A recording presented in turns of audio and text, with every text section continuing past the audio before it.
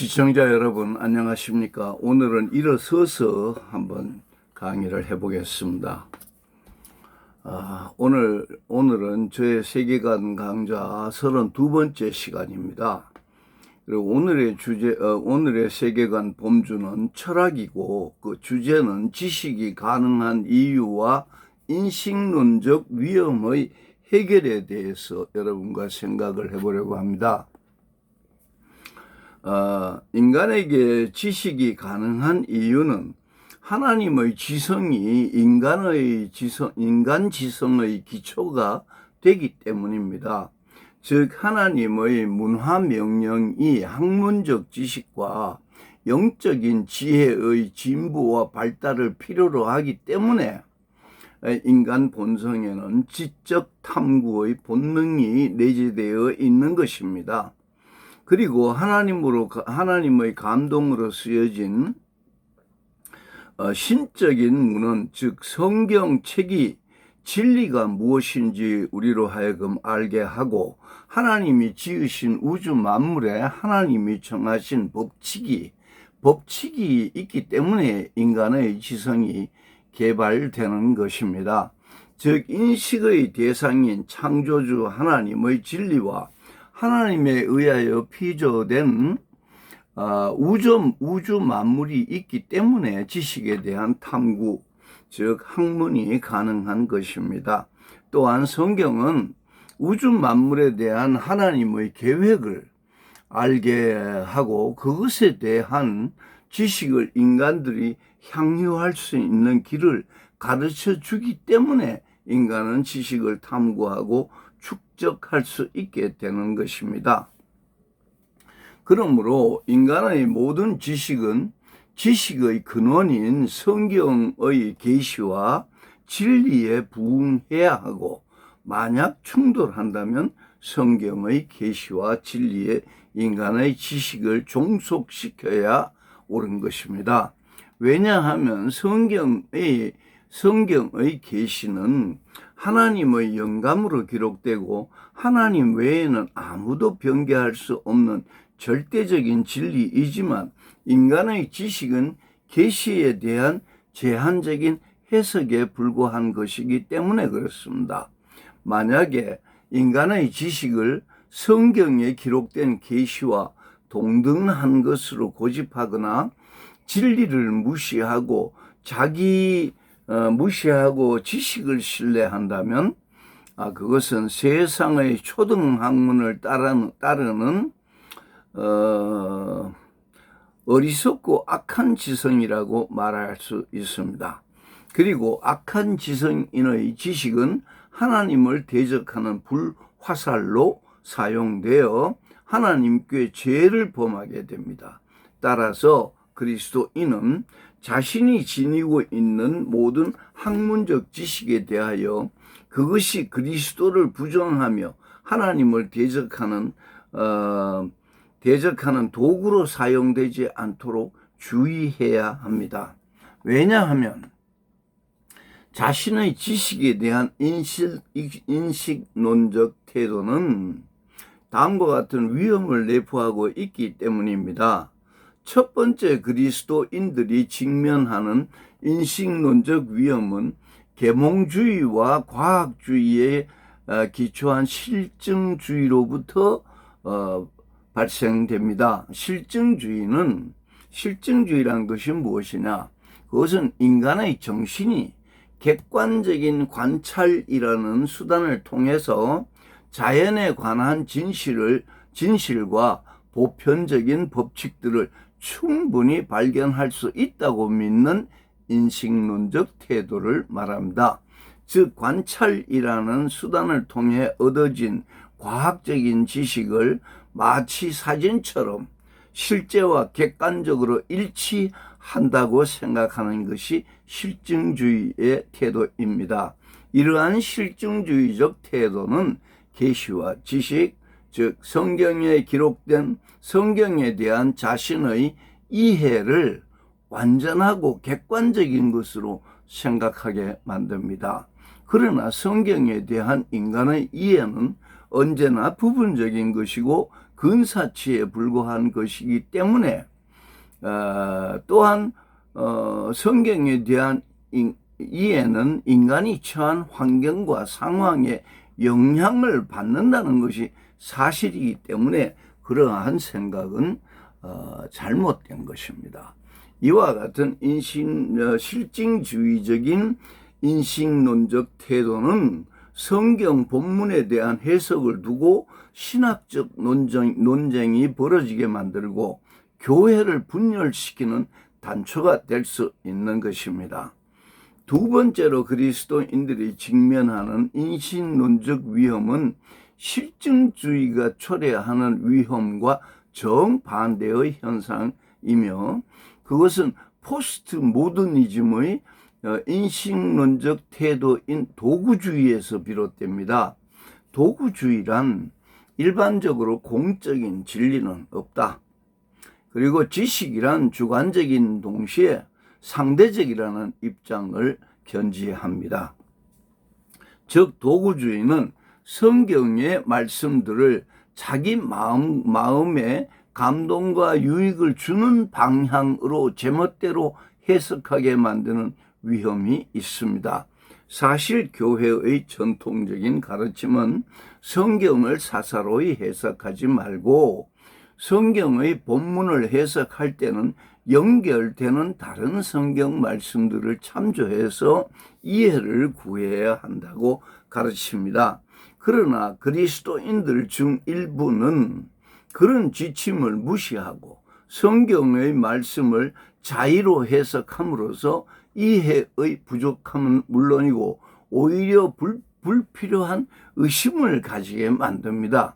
이러한 도구주의적 인식론이 윤리의 상대주의와 종교의 다원주의를 발흥시켰다고 말할 수 있는 것입니다. 세 번째로 그리스도인들이 실증주의 또는 도구주의적인 인식론적 태도는 세 번째로 그리스도인들의 실증주의 또는 도구주의적인 인식론적 태도는 성육신적인 복음 전파 활동과 신앙생활을 방해합니다. 성육신적인 선교 활동 또는 복음 전도란 전도자가 민족 문화의 역사와 전통 속에서 전도 대상자들과 함께 살며 그리스도의 복음을 신앙과 삶으로 증거하며 전파한다는 의미입니다. 이러한 성육신적 복음 전파를 위해서 전도자와 선교사들은 진리 주장에 있어서 겸손함과 예의를 갖추어야 하지만 위에 언급된 인식론적 위험들은 그러한 조심성을 방해한다는 것입니다. 즉 자기가 말하는 복음과 진리는 성경의 본뜻과 일치한다고 생각하는 실증주의적인 그리스도인들의 복음 전도는 거만하고 교만하여 듣는 사람을 어리석은 죄인으로 만드는 위험이 있고 도구주의적인 그리스도인이 전하는 복음과 진리는 성경을 왜곡하며 자의적으로 해석하기 때문에 오히려 듣는 사람이 복음을 거부하게 만드는 위험이 있다 그 말입니다. 그리고 이러한 인식론적 태도를 지닌 전도자는 자기 문화와 자기 신앙이 현지인들의 문화나 종교보다 우월하다고 생각하기 때문에 그들을 가르치려 하고 설득시키려 하기 때문에 그들과 함께하는 삶 속에서의 성육신적인 전도 사역을 실천할 수 없게 된다는 것입니다. 사실 서구에서 교육을 받고 미전도 지역으로 파견되는 선교사들은 기본적으로 자민족 우월적인 인식을 가지고 있습니다. 그래서 선교사들은 승리주의적인 태도로 복음을 전하고 가르치는 경향이 있고 그들의 삶을 낙후되거나 미개된 것으로 보고 자기 중심으로 변혁시키려고 합니다. 그래서 선교사들은 현지 주민들로부터 외부인으로 취급되며 성육신적인 선교 활동은 이루어지지 못한다, 그 말입니다. 그러면 이러한 세 가지 인식론적 위험을 해소시킬 방도가 무엇일까? 그것이 오늘 논의하고자 하는 이 강좌의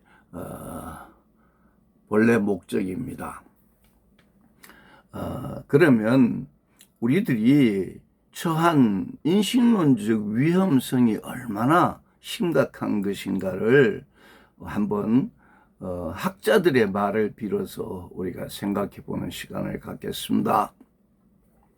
사실 문화적 세계관이 지배하는 인류 사회에서 자신의 인식론적 입장을 의식하며 사는 사람은 거의 없겠지만 성경적 기독교 세계관이 인도를 받는 그리스도인들의 삶은 이처럼 심각한 인식론적 위험에 언제나 노출되어 있으며 그러한 환경 속에서 하나님의 백성으로서의 삶, 그리스도의 제자로서의 삶, 그리고 대항문화 공동체의 일원으로서 성령과 동역하는 삶을 현재 감당하고 있는 것입니다. 대항문화 공동체의 일원이라는 표현은 우리가 세상에 살지만 세상에 속하지 않은 하나님의 백성으로서 이 세상을 그리스도께서 가르치신 진리와 교훈이 성취되도록 성령과 동역하며 세상의 문화를 변혁시키는 교회 공동체를 의미한다 하겠습니다. 그러므로 그리스도인들은 자신의 인식론적 태도를 의식하고 점검하며 세상으로부터 비난을 받지 않는 성육신적인 선교의 삶을 살아야 옳은 것입니다. 그래서 여러 학자들이 오늘날의 그리스도인들에게는 인식론적 태도의 전환이 필요하다는 것을 증언하고 있습니다. 어떤 학자들이 어떤 말을 하는지 한번 들어보겠습니다.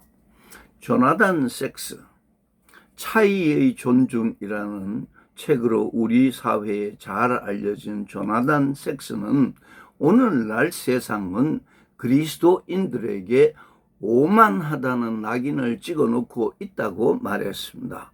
섹스는 그 원인이 그리스도인들의 진리 주장과 복음 전파의 태도가 겸손하지 않다는 데서 찾고 있었습니다. 즉 그리스도인들은 하나님의 고귀한 사랑과 구원에 대해 말하지만 듣는 사람들로 하여금 그리스도인들이 자신을 어리석은 사람, 불쌍한 사람으로 취급하고 있다고 생각하게 만든다는 것입니다. 섹스는 폭력을 막는 단 하나의 훌륭한 해독제가 대화라고 말할 수 있지만 종교적인 대화가 불화의 원천이 될 수도 있고 또 갈등 해결의 방법이 될 수도 있다고 다음과 같이 말했습니다. 섹스의 말입니다. 아직 완전한 구원이 이루어지지 않은 이 세상에서 평화란 신이 다르고 경전이 다른 사람들이 서로를 용납하고 함께 살아가는 것을 의미한다. 그리고 최후의 날 온 세상이 하나가 되는 종교적인 평화와 현실적으로 타협과 공존을 바탕으로 하는 역사적인 평화는 근본적으로 다르다. 그러므로 전자를 강요하는 것은 후자의 가장 무서운 적이 된다. 이렇게 자기의 그 생각을 피력했습니다.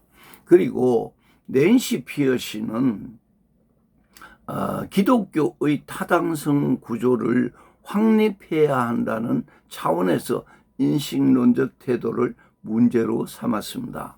피어시는 사람들이 우리가 전하는 성경의 진리와 구원의 메시지를 타당성 있다고 인정하게 만들려면 먼저 교회를 통하여 보여지는 그리스도인들이 살아가는 모습과 서로를 대하는 방식에서 그들이 알지 못하는 수준 높은 수준의 하나님의 공의와 선을 추구하는 초자연적 차원이 목격되어야 비로소 가능할 것이라고 말했습니다. 이 말은 곧 사람들의 눈에 그리스도인들의 불의를 행하고 세상과 타협하는 모습이 비치면 우리가 전하는 복음의 메시지는 아무도 믿지 않게 된다는 말과 같습니다. 또한 기독교의 진리와 사상이 신자의 삶에서 구체화되어야 하고 교회를 통하여 목격되어야 비로소 믿어진다는 것을 의미합니다. 그것은 곧 그리스도인이 전하는 복음과 그들의 삶이 실질적으로 일치되어야 한다는 말과 같은 것입니다. 세 번째로 언급할 학자는 리처드 마우입니다. 이분은 선교와 복음의 전파 활동에서 그리스도인들은 예수 그리스도의 겸손함과 하나님의 느림을 본받아야 한다고 다음과 같은 이유를 제시했습니다. 그리스도인은 현대 사회에서 진리를 왜곡하는 거짓된 지적 체계에 대하여 싸워야 한다. 그러나 그 체계를 따르는 사람들과 결코 적대 관계는 맺지 말아야 한다. 그러므로 그리스도인들은 겸손하게 그들과 대화를 유지하는 가운데 그들 자신이 갖고 있는 잘못된 신념과 사상 체계가 조장하는 희망과 불안 속에서 스스로 걸어나와 진리를 향하여 발을 옮기도록 해야 한다. 이 책임을 완수하는 방법은 친절과 온유 그리고 정중함을 잃지 않는 기독교적 교양과 예의로 접근하는 것이다. 이렇게 말했습니다. 그러므로 그리스도인들은 복음의 진리를 고수하면서도 세상의 문화와 다양한 생각들을 관용하며 정중하고 겸손한 태도로 대응해야 한다 그 말입니다. 즉 나와 다른 타자의 문화와 생각에 대하여 승리주의적인 태도가 아니라 친절하고 온유한 기독교적 교양과 예의로 접근해야 한다 그 말입니다. 저는 이러한 리처드 마우의 지적과 권면의 말에 동의하며 앞에서 언급한 조나단 섹스와 낸시 피어시의 통찰도 존중합니다. 그래서 저는 그리스도인들이 직면하고 있는 인식론적 위험을 해소시킬 수 있는 방도로서 비판적 실제론, 즉 폴 히버트가 제안한 비판적 실제론으로 그리스도인의 인식론적 위험을 해소시켜 보고자 생각합니다. 즉 저는 그리스도인의 인식론으로서 비판적 실제론이 가장 타당하다고 생각하며 그리스도인들의 인식론적 태도는 비판적 실제론으로 전환되어야 한다고 생각하는 사람입니다. 그러면 비판적 실제론이란 무엇인가? 먼저 그 특성을 살펴보겠습니다. 그렇다면 이 모든 인식론적 위험을 해소시켜주고 성육신적인 선교 활동을 가능케 하는 비판적 실제론은 어떤 특성을 가지고 있는가? 비판적 실제론이라는 인식론은 먼저 그리스도인들을 성경에 근거한 말씀에 굳게 서서 겸손하고 온유하고 포용성이 있는 인격적인 태도를 가지게 만들고 다른 사람의 의견을 경청하고 존중하며 나의 신념을 주장하게 만듭니다. 즉 비판적 실제론은 논쟁이 아니라 논의를 하게 만들고 의견의 차이로 인해 돌아서거나 서로를 정죄하는 것이 아니라 올바른 깨달음을 위해 함께 노력하게 만듭니다. 이러한 비판적 실제론의 특성을 정리해 보면 다음과 같습니다. 첫째, 비판적 실제론은 실제와 실제에 관한 지식을 구별하며 실제에 관한 이론들이 존재하는 사물들을 기술한다고 주장하는 동시에 그 이론들이 참일 수도 있고 거짓일 수도 있다고 생각하는 것입니다. 그래서 지식 또는 이론이란 실제의 영상 또는 사진과 같이 일치되는 것이 아니라 실제에 관한 지도나 설계도라고 생각합니다. 왜냐하면 모든 지식은 부분적이고 근사치에 불과하며 실제에 대하여 문자적으로 1대1의 상응관계를 가지는 것은 아니라는 입장을 견지하기 때문입니다. 또한 실제에 관한 이론에 대해서도 객관적 지식의 현존을 인정하지만 그것이 주관적으로 파악된 것임도 인정한다 그 말입니다. 따라서 비판적 실제론자는 어떤 실제를 이해하려 할 때 될 수 있는 한 많은 설계도와 지도가 있어야 한다고 생각합니다. 이를테면 집을 짓기 위한 설계도처럼 또 길을 찾기 위한 다양한 지도처럼 다양한 지식과 이론이 필요하다고 생각하는 것입니다. 그래서 비판적 실제론은 객관적 진리를 강조하는 실증주의와 지식의 주관적인 본성을 강조하는 도구주의 사이에서 지식의 합리성에 대하여 확률 판단적인 입장을 취하는 것입니다. 그래서 비판적 실제론자는 신학적 갈등에 있어서 자신의 인식 능력이 유한하다는 것을 인정하기 때문에 자신의 진리 해석이 완전하다고 주장하지 않으며 나와 같지 않는 다른 사람의 생각을 관용하게 되는 것입니다. 둘째,